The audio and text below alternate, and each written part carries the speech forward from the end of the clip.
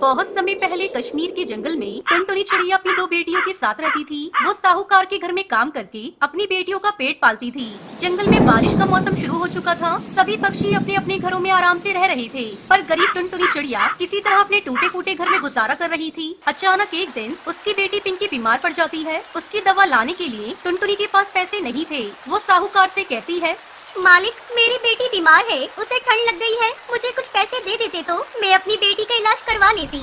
देख टुनटुनी, मैं तुझे काम के बदले पैसे देता हूँ। तेरी बेटी बीमार है, इसमें मैं क्या कर सकता हूँ? तेरे जैसे और कई नौकर मेरे घर पर काम करते हैं। सभी को अगर मैं पैसे देने लगा तो मैं भी कंगाल हो जाऊंगा। मैं तुझे फालतू पैसे नहीं दे सकता। तब तक आप लोग कमेंट में बताएं 67 - 56 कितने होते हैं। मालिक, ऐसा मत कहिए। पिछले साल इसी तूफानी बारिश की वजह से मेरा पति मर गया, लेकिन अब मैं अपनी बेटी को मरता नहीं देख सकती। मुझ पर दया करिए। तो ठीक है, अगर तुझे पैसे चाहिए तो तू अपना घर मेरे नाम कर दे और पैसे ले जा। मालिक, अगर मैं अपना घर आपको दे दूंगी तो मैं अपनी बेटियों को लेकर इस ठंड में कहाँ जाऊंगी? तो फिर मैं तुझे पैसे नहीं दे सकता। तू कहीं और जाकर पैसे मांग।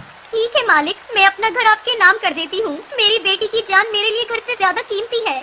टुनटुनी अपना घर साहूकार के नाम करके उससे पैसे ले लेती है और अपनी बेटी पिंकी का इलाज करवाती है। 2 दिन बाद ही साहूकार टुनटुनी के घर पर कब्जा कर लेता है। माँ, इस बारिश में हम कहाँ रहेंगे? वैसे भी पिंकी अभी तक पूरी तरह से ठीक नहीं हुई है। तुमने अपना घर बेचकर ठीक नहीं किया माँ। क्या करती? अपना घर बेचने के सिवा मेरे पास और कोई दूसरा रास्ता नहीं था। माँ देखो ना, पिंकी ठंड से कपकपा रही है। जल्दी चलो। हे भगवान, हमें इस मुसीबत से जल्दी निकाल। कोई तो आसरा दे हमें। बस बेटा, थोड़ा हौसला रख, हमें अभी कोई रहने का ठिकाना मिल जाएगा। टुनटुनी अपनी बेटी पिंकी और भूरी के साथ नए घर की तलाश करने लगती है। अचानक भूरी को नारियल का ढेर दिखता है। माँ, वो वहाँ नारियल का ढेर पड़ा है, हम नारियल से अपना घर बनाते हैं। हाँ बेटा, यही ठीक रहेगा। टुनटुनी अपनी बेटी भूरी के साथ मिलकर नारियल का घर बनाती है। माँ, अब तुम्हें उस लालची साहूकार के घर काम करने की कोई जरूरत नहीं। हम अपना व्यापार करेंगे। लेकिन हमारे पास तो पैसे है ही नहीं, फिर व्यापार कैसे करेंगे? यहाँ पर इतने सारे नारियल पड़े हैं माँ, हम इसी नारियल से बर्फी बनाकर बेचेंगे। आपको तो बहुत अच्छी बर्फी बनानी आती है। टुनटुनी को अपनी बेटी का सुझाव बहुत अच्छा लगा। अगले दिन से वो नारियल की बर्फी बनाकर बेचने लगती है। कई पक्षी उसकी दुकान से नारियल की बर्फी खरीदते हैं। देखा माँ, अपनी नारियल की बर्फी कितनी अच्छी तरह से बिक रही है। सभी पक्षी को बहुत पसंद आ रही है। हाँ बेटा, ये सब तेरे कारण ही संभव हुआ है। इस तरह टुनटुनी चिड़िया बारिश के मौसम में नारियल की बर्फी बेचकर खुशी खुशी अपनी बेटियों के साथ नारियल के घर में रहने लगती है।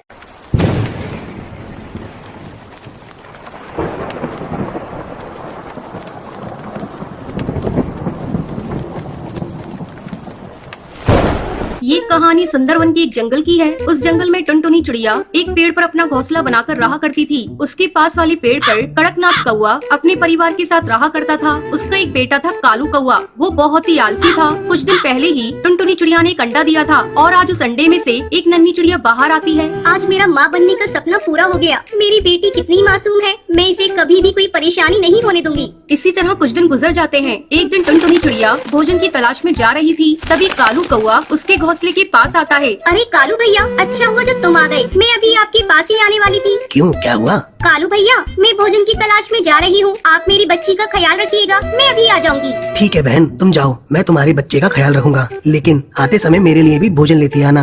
हाँ हाँ कालू भैया, आप चिंता मत करिए, मैं जरूर लेती आऊंगी आपका भी भोजन। इतना कहकर टुनटुनी चिड़िया भोजन की तलाश में चली जाती है। कालू कौआ चिड़िया की बेटी की देखभाल करने लगता है। थोड़ी देर बाद जब टुनटुनी भोजन लेकर आती है।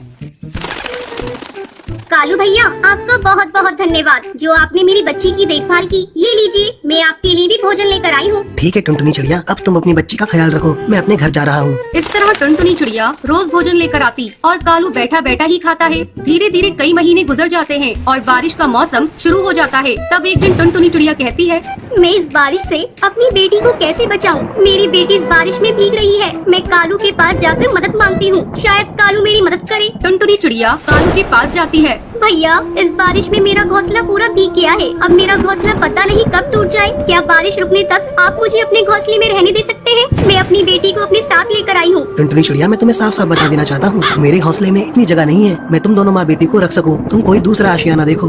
टुनटुनी चिड़िया मन मटोस कर वहाँ से चली जाती है। धीरे धीरे बारिश तेज हो रही थी। अचानक टुनटुनी चिड़िया को एक पेड़ में बड़ा सा सुराख दिखाई देता है। टुनटुनी चिड़िया अपनी बेटी को लेकर उस सुराख में छुप जाती है। सुबह हो जाती है लेकिन बारिश नहीं थमती। टुनटुनी चिड़िया अपने घोंसले की मरम्मत करने लगती है। अब टुनटुनी चिड़िया का घर बारिश में भीगने से बच जाता है। इस बार टुनटुनी चिड़िया अपने घोंसले को छाते से ढक देती है। कालू कौवा टुनटुनी के घोंसले को देखकर कहता है, अरे ये टुनटुनी चिड़िया तो बहुत ही चालाक निकली। इसने तो अपने घोंसले को छाते से ढक लिया है। मैं मौका देखकर इसका छाता चुरा लूंगा और अपने घोंसले में लगा दूंगा। एक दिन जब टुनटुनी चिड़िया अपनी बेटी के साथ भोजन की तलाश में गई थी, तब कालू कौवा टुनटुनी चिड़िया के छाते को चुरा लेता है और उसे अपने घोंसले में लगाने लगता है। तभी भुल्ला चील वहाँ आ जाता है और वो कालू से छाता छीन लेता है। कालू कौवे, तुमने बहुत गलत किया। तुमने टुनटुनी चिड़िया का छाता चुरा लिया। अभी जाओ जाकर ये छाता टुनटुनी चिड़िया के घोंसले में लगाओ। अगर तुमने ऐसा नहीं किया तो मैं तुम्हें मार डालूंगा। भुल्ला चील के डर से कालू कौवा छाता ले जाकर टुनटुनी चिड़िया के घोंसले में लगा देता है। फिर उस जंगल के सारे पक्षी और टुनटुनी चिड़िया अपनी बच्ची के साथ खुशी खुशी रहने लगती है। ढोलकपुर नामक एक गांव में कालू नाम का एक कौवा रहता था। कालू बहुत ही खुशमिजाज किस्म का कौवा था। कालू कौवा बाकी पक्षियों की तरह ही था, मगर उसकी लंबाई बहुत कम थी। वो बौना था। कई बार पक्षी कालू कौवे की कद की वजह से उसका मजाक उड़ा दिया करते थे, मगर कालू कौवा उन लोगों की बातों पर ध्यान नहीं देता था। अरे भाइयों, हाँ तुम सभी यहाँ चाय पीने आते हो या लड़ाई करने आते हो अभी मैं तुम पक्षियों को हंसाता हूँ, फिर तुम सभी लड़ना तो एकदम बंद ही कर दोगे, वो भी अभी के अभी। क्या रे कलुआ, हैं? कैसन हो? तुम्हारा ही इंतजार कर रहे थे। अब तनिक कुछ मस्त सा सुनाई दो। ये सबका शांति के खातिर दिमाग का दही हुई गवाह है। अरे भैया जी क्यों परेशान होते हैं? अब आपका कलुआ आ गया है ना, ये लीजिए कलुआ की तरफ से एकदम तड़कता फड़कता शानदार चुटकुला। तो एक बार की बात है, एक पत्नी अपने पति से कहती है कि अजी सुनते हो, पड़ोस की मीना की बेटी को 100 में से 99 नंबर मिले हैं। इस पर पति पूछता है, अच्छा फिर एक नंबर कहाँ गया? ये सुन पत्नी कहती है कि वो नंबर अपना चिंटुआ लेकर आया है कालू के चुटकुलों को सुन सभी जोर जोर से हंसने लगते हैं। ए वाह भाई वाह, कालू चुटकुला सुन के तो मजा ही आ गया। अब इसके बाद कुछ दूसरा सुना दो। ठीक है, आप लोगों की खिदमत में मैं कालू एक प्रश्न पेश करने जा रहा हूँ। तो सुनो, एक पत्नी अपने पति से चॉकलेट छिपाकर सबसे ऊंची रैक पर रख देती है। पति ये देख लेता है, मगर लास्ट चाहने पर भी उसे चॉकलेट नहीं मिल पाती। बताओ क्यों? अरे बाबा रे, उतना तो मालूम ही नहीं है, तू ही बता। अरे भैया जी, उसके पति की इतनी लंबाई ही नहीं थी कि वो वहाँ तक पहुँच पाता मतलब वो तेरी तरह बोना था ये सुनकर कालू कौवा बहुत दुखी हो जाता है। सभी उसका मजाक उड़ाने लगते हैं और जोर जोर से हंसने लगते हैं। अच्छा ठीक है, अब हम चलते हैं। क्या रे कालू, तू भी ना जैसा खुद है वैसा प्रश्न करता है कालू कौवा उदास होकर अपने घर आ जाता है। मैं हमेशा गांव वालों के मजाक को मजाक में ही लेता हूँ, मगर ये सभी हर वक्त मेरे कद का मजाक बना देते हैं। खैर छोड़ो, इन सब बातों पर ध्यान देने से अच्छा है मैं कोई और काम कर लेता हूँ। कालू कौवा चाहे कितना भी गांव वालों के साथ घुल मिलकर रहता, मगर सभी एक मौका नहीं छोड़ते थे उसके कद का मजाक उड़ाने में। गांव वालों के ऐसे व्यवहार के कारण अब कालू कौवा उनसे कटा कटा रहने लगा। इन लोगों के साथ अच्छा रहकर कोई फायदा नहीं है, अब मैं इनको सबक सिखा कर रहूंगा। फिर कालू कौवा सभी पक्षियों के घर चोरी करने की सोचता है। आधी रात में मुंह पर काला कपड़ा बांधकर कालू कौवा चोरी करने निकलता है। जब सभी गांव वाले मेरा मजाक उड़ाने से पहले नहीं सोचते, तो मैं क्यों उनके घर पर चोरी करने से पहले सोचूं? शांति से जाता हूँ और चोरी करके आता हूँ। कालू कौवा चुपके से एक घर में घुस जाता है। सभी सो रहे थे। कालू कौवा धीरे धीरे सामान चुराता है और अपने झोले में रखता है और वहाँ से भाग जाता है। अगली सुबह गाँव में हल्ला हो गया कि गाँव में चोर घुस आया है। अब मुझे खुशी मिल रही है, अब ये भी परेशान हो रहे हैं। अब तक तो ये सिर्फ मुझे ही परेशान करते थे, अब मैंने भी इनको सबक सिखा दिया। एक दिन कालू कौवा चोरी किया सारा सामान लेकर अपने घर जा ही रहा होता है कि तभी उसे टुनटुनी चिड़िया देख लेती है और वो कालू कौवे का पीछा करने लगती है। कालू कौवा हड़बड़ाहट में दरवाजा जल्दी से बंद कर देता है। अगली सुबह भी टुनटुनी चिड़िया कालू को सुबह सुबह सामान लेकर हड़बड़ी में आती देखती है। ऐसा कई दिनों तक होता है, तब जाकर टुनटुनी चिड़िया को कालू पर शक होना शुरू हुआ। ये हर रोज कुछ सामान लेकर हड़बड़ी में आता है और हर रोज गांव में भी चोरी हो रही है। कुछ न कुछ तो गड़बड़ जरूर है। आधी रात में कालू घर से बाहर आया। टुनटुनी चिड़िया भी उसका पीछा करने लगी। कालू कौवे घर में गया और सामान चोरी किया। तभी टुनटुनी चिड़िया ने उसे पकड़ लिया। छोड़ दो मुझे, देखो मुझसे मत उलझो, नहीं तो अच्छा नहीं होगा।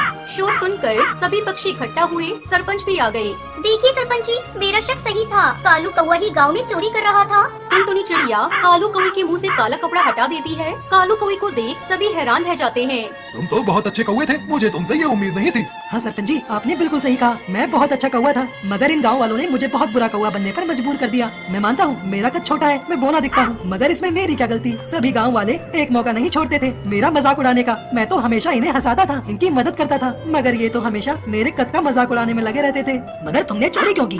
सरपंच जी, मैंने इन सभी से बदला लेने के लिए चोरी करना शुरू किया था। जितना इन लोगों ने मुझे परेशान किया था, उतना ही मैं भी इन्हें परेशान करना चाहता था। सरपंच जी, आप इसकी बातें क्या सुन रहे हैं? तुरंत इसे कड़ी से कड़ी सजा दीजिए। चुप हो जाइए आप सभी। आज आप लोगों की वजह से एक अच्छे पक्षी को बुरा बनना पड़ा और आप पक्षी चाहते हैं कि मैं इसे कड़ी से कड़ी सजा दूं। अगर इसका कद छोटा है, ये बोना है, तो इसमें इसकी क्या गलती? कालू, तुम भी आज से चोरी करना छोड़ दो और कोई भी तुम्हारा मजाक उड़ाए तो मुझे बताना। इस तरह सभी गांव के पक्षी कालू का मजाक उड़ाना छोड़ देते हैं।